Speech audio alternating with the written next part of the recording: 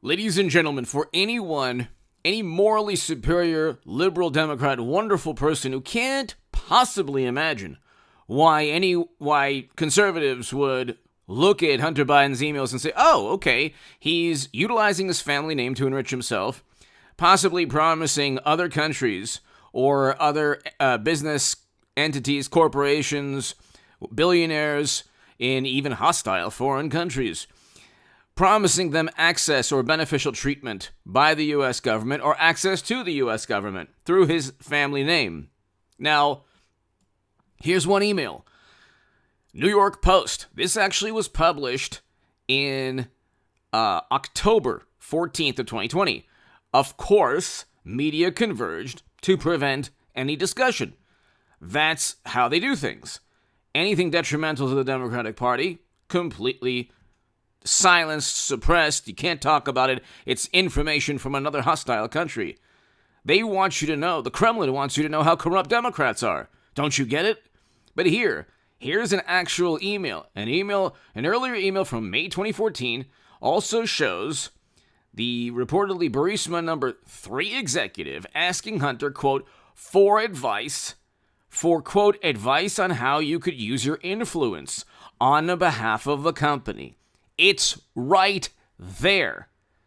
So he's getting millions from this company, millions from other companies in China, millions upon millions of dollars. Millions of dollars are being wired to him from the wife, one of his businesses or corporations, from the wife of the former mayor of Moscow. All of these very bizarre links, and you didn't find any of this with Trump. Like zero, nothing. The most they had was Paul Manafort gave polling data to somebody in Russia, or some gave polling data. Who cares about polling data? This man is enriching himself, and he has people saying, how can you use your advice? Asking Hunter for advice on how you could use your influence. Influence meaning his last name. Because Joe was vice president and president now, and he's on record as saying he withheld $1 billion in loan guarantees until a prosecutor that was going to look into the corporation paying his son was forced out. And then they impeached Trump for doing for allegedly withholding military assistance, which is exactly what they did. It's exactly what Joe did. Withhold $1 billion until he got what he wanted. It really doesn't matter. Like, the rebuttal is always, well, what he wanted, everybody else wanted. All the smart people said that prosecutor should have been fired. That's not how things work. I thought they're a sovereign nation. Do you think that another country could have said, hey, you know what? I want Robert Mueller kicked out of the Mueller probe. He's corrupt.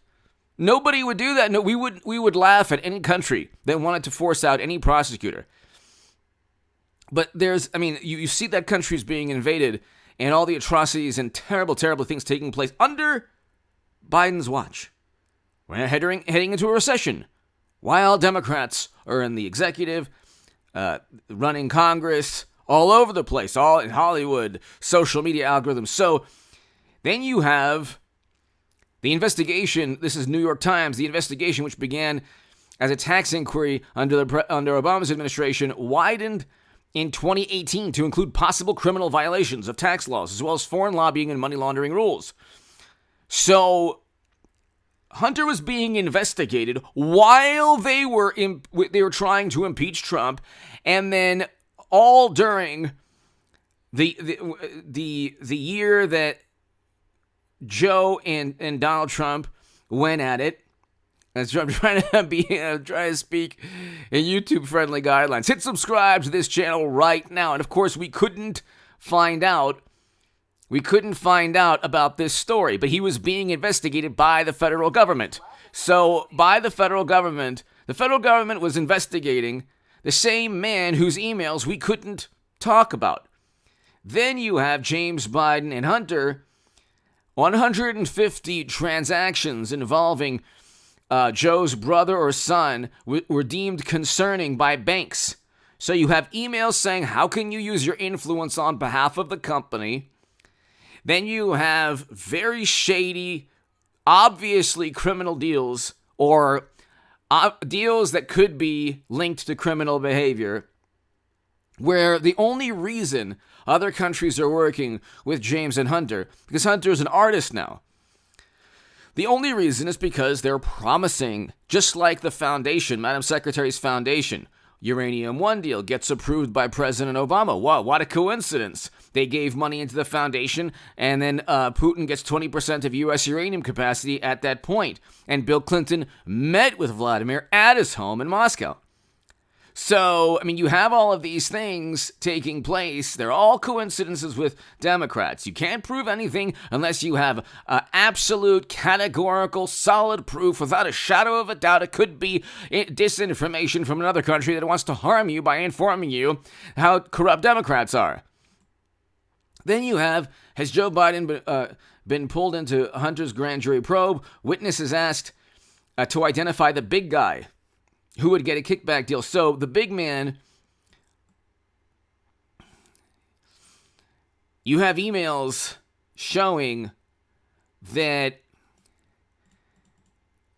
Hunter gave 10% or a certain percentage of his deals to his father. Okay? That wouldn't be a problem at all. I don't mind nepotism. It's great to work with family. But you have witnesses, Tony Bublinsky and others, saying, yeah, they were they were alluding to beneficial treatment or influence on behalf of companies.